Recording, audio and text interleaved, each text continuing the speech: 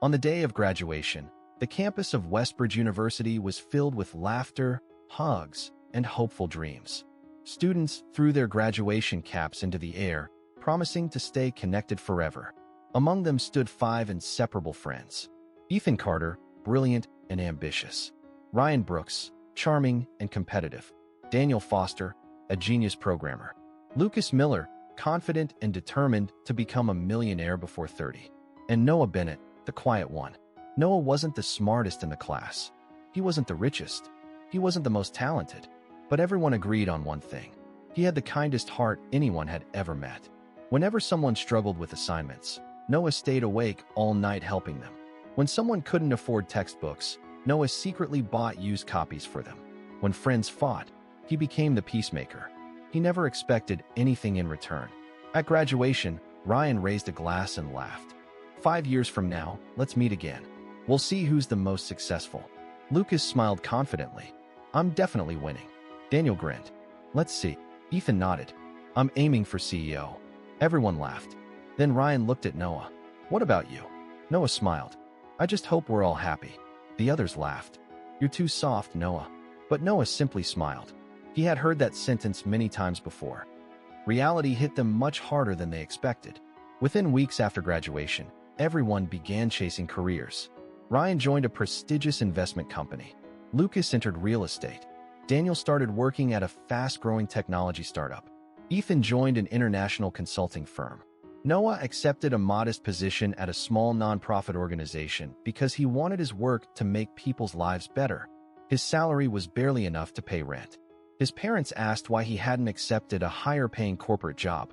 Noah replied, money is important, but I also want to sleep peacefully every night. Years passed. Ryan became obsessed with promotions. He worked 16 hours every day. He stopped answering calls, stopped visiting family, stopped sleeping properly. Every achievement only made him want another. Lucas became famous for closing expensive property deals. He drove luxury cars, wore expensive watches, posted glamorous photos every day. People admired him. Daniel became one of the youngest engineering managers in his company. His income increased dramatically. Investors wanted him to build his own software company. Meanwhile, Noah continued living in a small apartment. His clothes remained simple. His old car constantly broke down. But whenever someone needed help, he was always there. One rainy evening, Ryan's younger sister was involved in a terrible accident. Ryan was overseas attending a business conference. His parents couldn't reach him. Noah rushed to the hospital before anyone else. He donated blood, paid the emergency deposit with nearly all his savings, stayed beside her for 2 nights. When Ryan finally arrived, exhausted and terrified, he found Noah sleeping on a hospital chair. Ryan asked, "You stayed here all this time?" Noah smiled. "Your family needed someone." Ryan hugged him tightly. For the first time in years, he cried. Months later, Daniel's startup faced bankruptcy. Investors backed out. Employees started quitting. The stress became unbearable. Daniel hid everything from his friends. One night, Noah visited unexpectedly carrying homemade food. Daniel finally broke down. "I've failed." Noah listened for hours without interrupting. Then he quietly said, "You haven't failed. You're just in a difficult chapter." Those simple words gave Daniel enough courage to keep fighting. A year later, his company recovered. Daniel never forgot who believed in him when nobody else did. Lucas became increasingly successful. He appeared on magazine covers. Luxury brands invited him to exclusive events.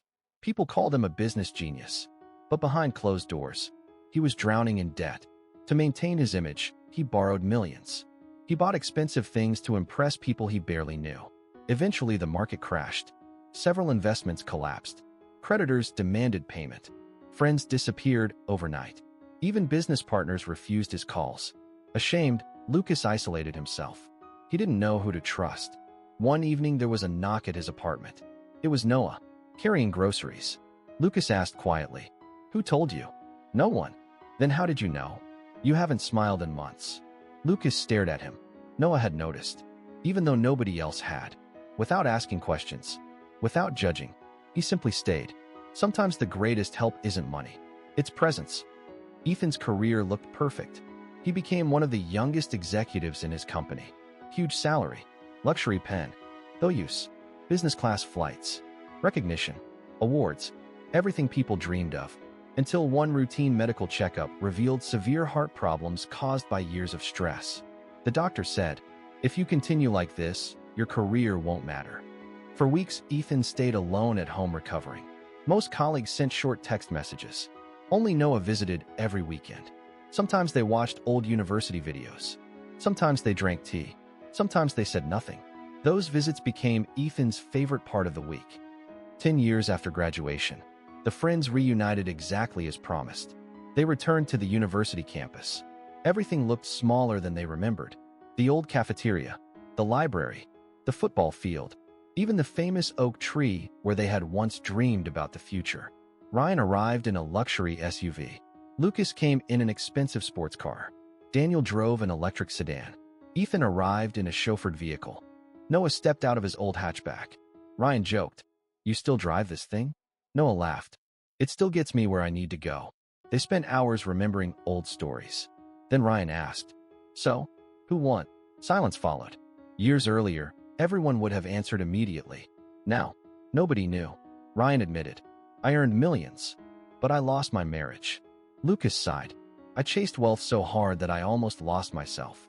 Daniel smiled sadly. "My company succeeded, but I missed birthdays, anniversaries, family dinners." Ethan looked at Noah. "What about you?" Noah thought for a moment.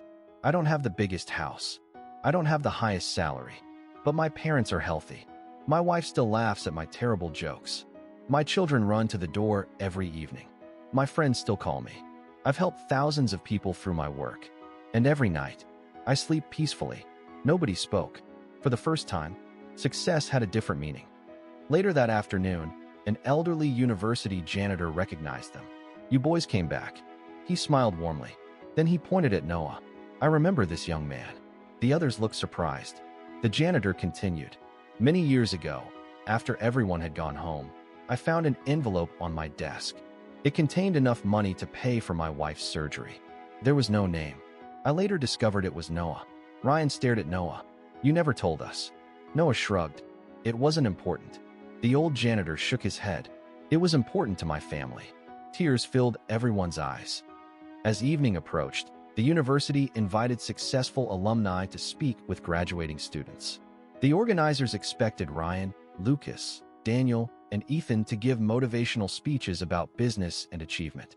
Instead, Ryan walked to the microphone and said, "The most successful person among us isn't the richest." Lucas nodded.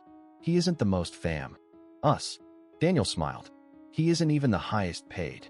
Ethan placed a hand on Noah's shoulder. "But he's the man every one of us called when life fell apart."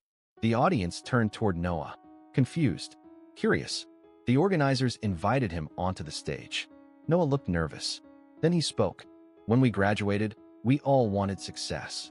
Some measured it in money, some in promotions, some in awards. Those things are wonderful. But don't become so busy building your future that you forget the people walking beside you. Your career will introduce you to many people, but your character will determine who stays.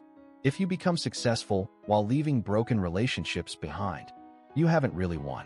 Help people when you don't have to. Celebrate others without jealousy. Compete with yesterday's version of yourself, not with your friends. Because one day, nobody will remember how expensive your watch was. They'll remember whether you made their life a little easier." The hall fell completely silent. Then, hundreds of students stood and applauded. Not because Noah was the richest, not because he was famous, but because every word came from a life he had actually lived. As the five friends walked across the campus one last time, they realized something that had taken them 10 years to understand. Success is temporary. Titles change. Companies rise and fall. Money comes and goes. But kindness leaves a legacy that outlives every paycheck, every promotion, and every trophy. And in the race called life, the person who helps others cross the finish line is often the one who truly wins.